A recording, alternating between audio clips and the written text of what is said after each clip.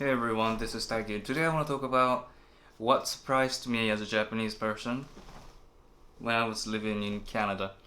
I know some of you already know that I lived in Canada. I replied to some of your comments. People were asking me, how did you develop that mindset that's international?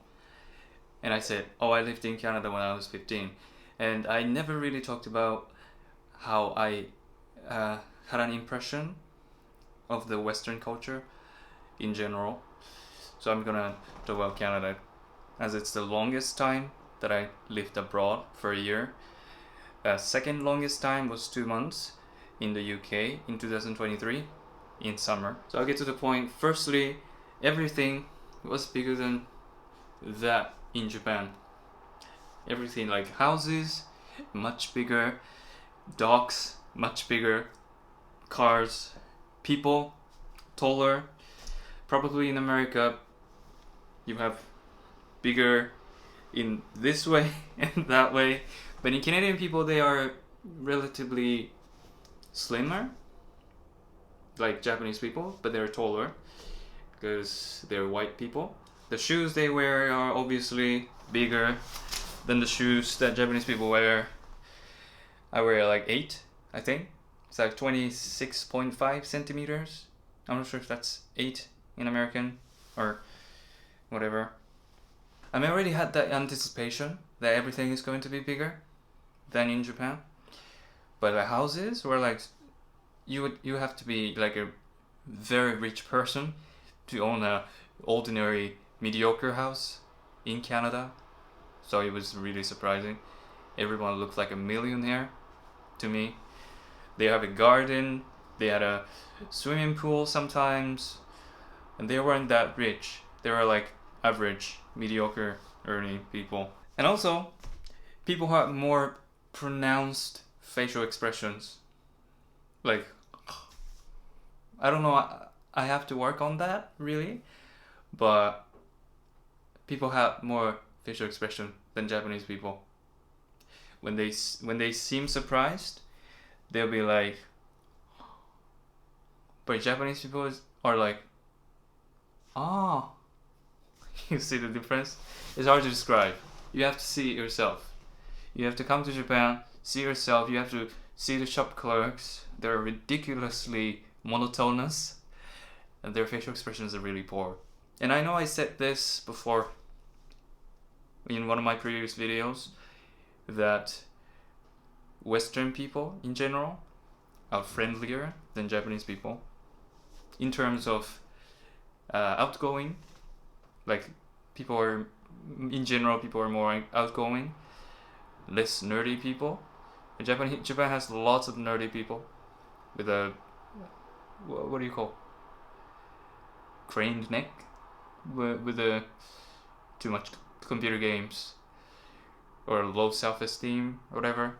I've seen some Canadian people are like that, but the number of those people are like relatively low. And I get why lots of Japanese women are into Western men for that reason, because we have lots of nerdy people in Japan. People judged others less by their appearances. This is probably an Asian thing. Probably Korea, it's worse. But Japanese people tend to judge or tend to crush others' self-esteem by commenting on how fat they are, or how, I don't know, small their nose is, or how small their eyes are. They tend to insult those things in Japan, but in Canada it didn't really happen. At least during my stay, didn't really happen. I don't know, people didn't comment on my appearance, or I didn't hear anyone commenting on others' appearance, like, oh, she's so fat, or like her eyes are so small, something like. Nobody. I never heard anyone talking about things like that. So that's something that Japanese people can learn from, or Korean people, or Chinese people, those Asian people. I think we all tend to have that tendency. Like, people judge other people's eyes a lot. In Asia, I think, in Japan. Like, have you heard of the double eyelids? Term double eyelids? You see, I have a double eyelid. You see there's a line like this. Okay, every white person, every black person, every Latino person has that, I think. But like, not every Asian has that. And I'm the one of those people who have the double eyelid. People are obsessed with having the double eyelids or not in Japan, whereas you wouldn't hear that argument in Canada. What shocked me next was how people dressed. Okay, men dressed really differently. Men tend to wear the shorts or like tank tops during like really cold seasons, like in winter time, whereas no Japanese person does that. So that's quite surprising for me, and I found it kind of strange, honestly. For girls, I noticed like Western girls wore more trousers, like jeans, than Japanese women. Japanese women tend to like skirts and really short trousers. It's almost like a skirt, and I personally prefer the Western style to Japanese style, because I think Western style, the trousers or the jeans or the proper trousers are more mature and sexier than the Japanese pedophile prone culture of dressing up as like 7-year-olds. Next thing I've noticed, I was shocked in a good way, was people were more into self-improvements like meditation and working out, reading books, whereas it's really hard to find a Japanese person who's into self-improvement. So yeah, good luck finding someone who's into self-improvement. And I don't resonate with anyone who's not into self-improvement, because I feel like you have to improve yourself. It's your life. If you don't improve yourself, your life gets harder, right? You have to do something that's hard to make your life easy, you know? And unfortunately, so many people don't seem to realize that, especially in Japan. And I know not every Westerner is into self-improvement either, but I'm talking about the ratio. You know, it's still the people who are into self-improvement, like meditating or taking cold showers and working out, are relatively low on the global scale. But I've noticed it was easier for me to find someone like that abroad than in Japan. You know, I found people more interesting in Canada than in Japan, in a way that they study with purpose.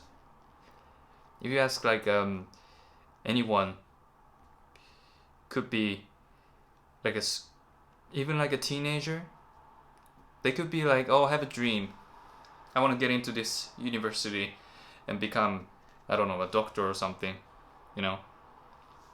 In Japan, if you talk to like a young person on the street, the possibility of finding someone who has an ambition is like slim.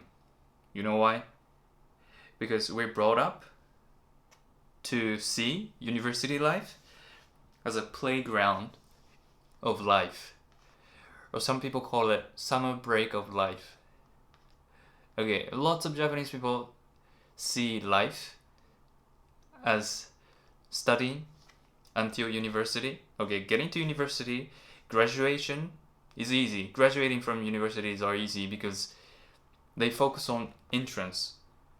They increase the difficulty of entrance exams. Entering the university is actually the hardest.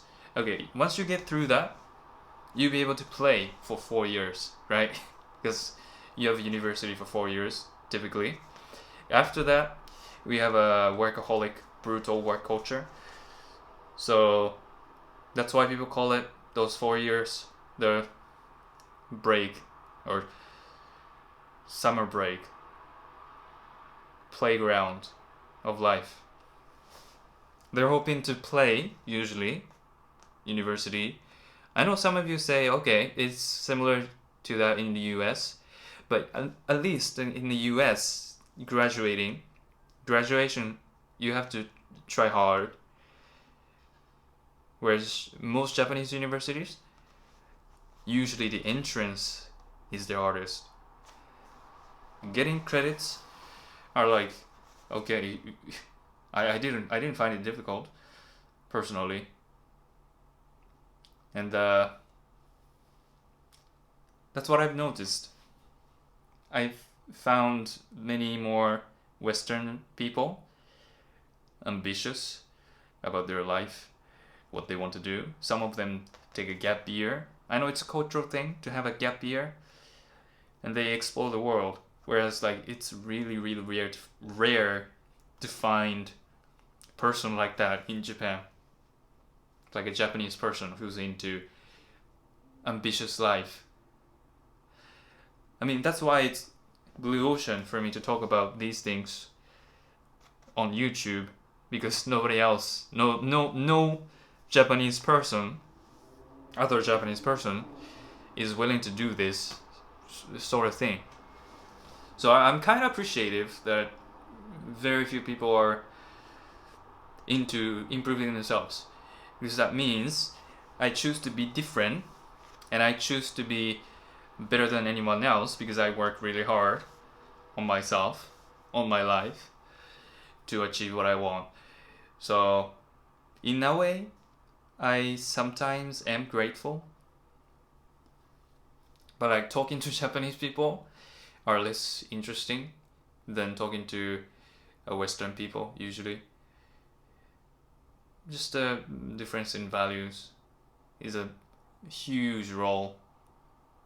Plus I'm a vegan, and it's hard to find a Japanese vegan, so yeah, there's that too. This is interesting, so I'm gonna share this too. This is kind of a negative aspect of not really a Western culture in my opinion, but it's like the English language. Let's say I'm wearing a hat, right? Let's say I'm wearing a hat. Someone compliments on my hat,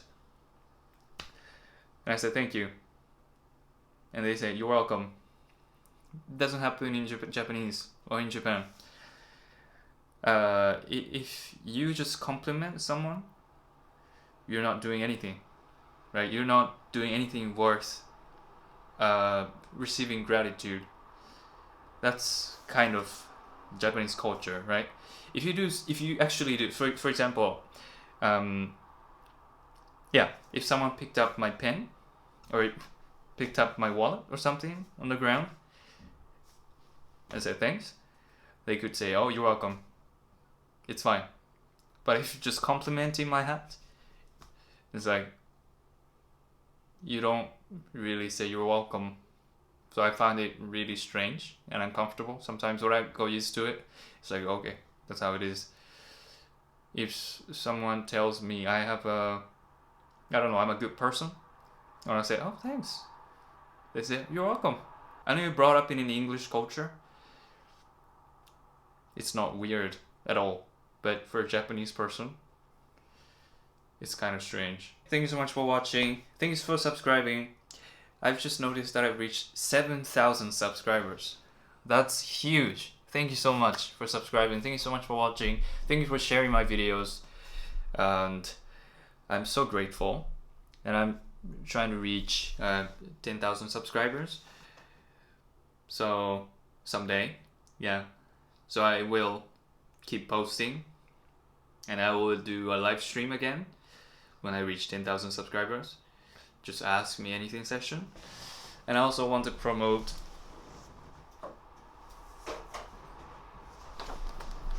another Japanese textbook written by me.